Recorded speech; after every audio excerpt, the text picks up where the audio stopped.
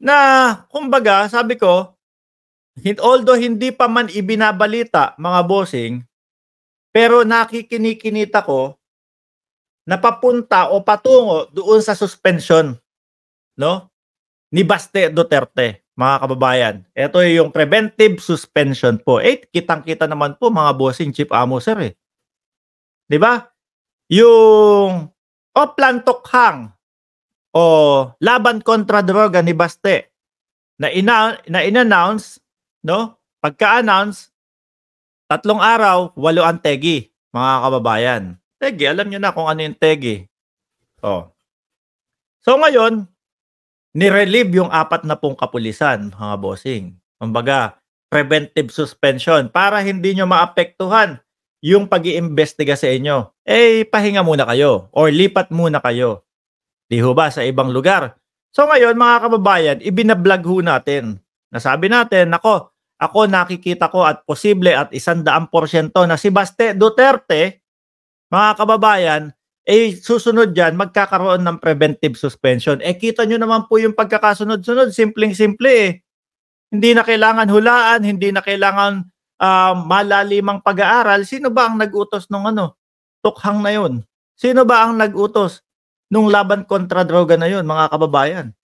Eh di si Baste, o kailangan talaga na masuspindi yan, mga bossing. So ngayon, nanonood siguro itong mga ito sa vlog natin, mga kababayan.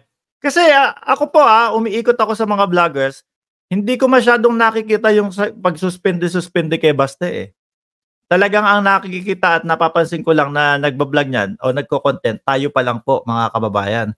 So ngayon, sabi ko, nanonood kayo ng vlog ko Ngayon, ramdam na po natin, mga bossing, na gustong nila. Ayan, si Harry Roque, isususpindi daw si Mayor Baste. Ano na ang dapat gawin? Eh, huwag kayong tatakas.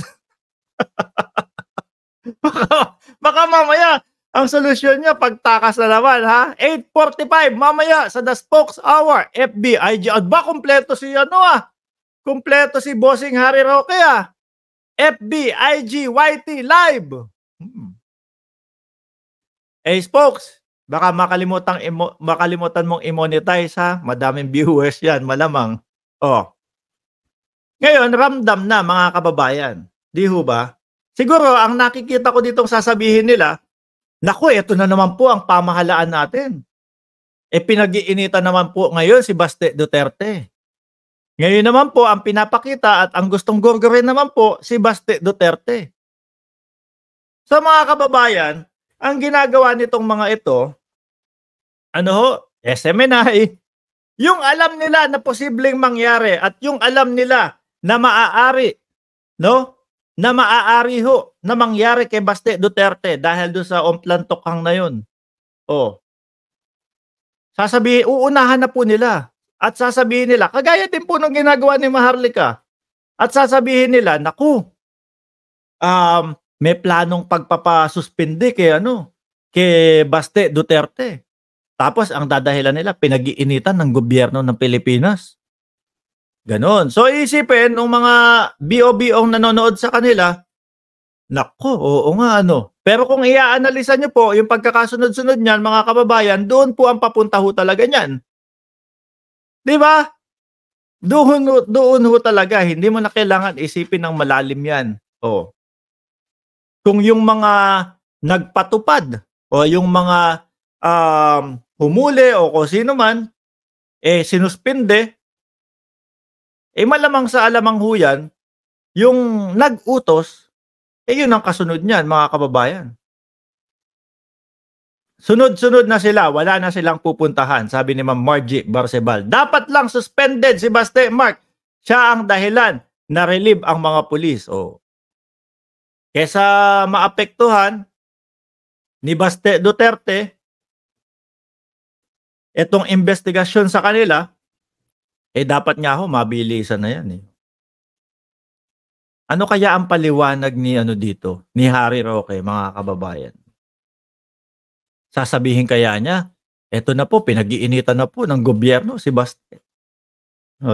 Ikaw, sa atin pa lang, mga bossing napaka-basic na ho 3 araw, 8 ang tegi. Ano bang formula diyan sa war on drugs na 'yan? Bakit hindi puwedeng mas walang walang masyadong mategi, yung saktuhan lang, 'di ba? Huli, o kulong, huli, kulong. Eh, hindi. Mukhang sanay sila dun sa ano, sa kapagka sinabing laban kontra droga kailangan babaha ng dugo. Dati ho mga kababayan, ang inyong lingkod, dapat lang ganyan, ganito, ganyan, ganito. Dapat lang na maubos yang mga 'yan.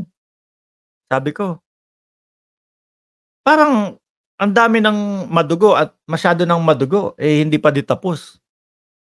Ano at parang yung mga napapabalita sila Kian, de los Santos, sabi ko parang puro small time ito, mga kababayan. Tapos tutugma yun doon sa mautog nila.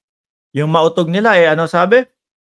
"Bongbong, oh, nasa listahan ka ng PIDEA. Oh, hindi ka lang namin hinuli kasi kakilala o kaibigan ka." Sabi ko, "Oh, selective, namimili, 'no?